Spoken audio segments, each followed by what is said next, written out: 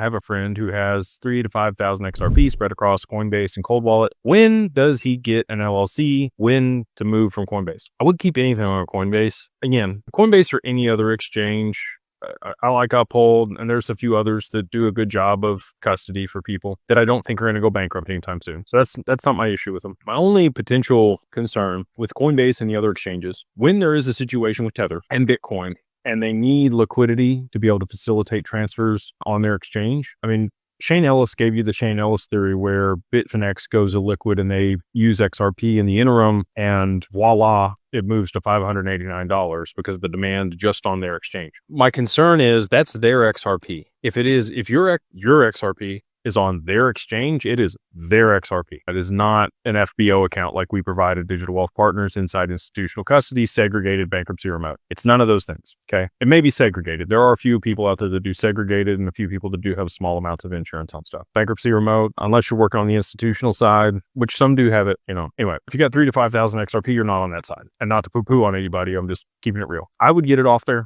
get it on your cold wallet, just so that you don't have any counterparty risk.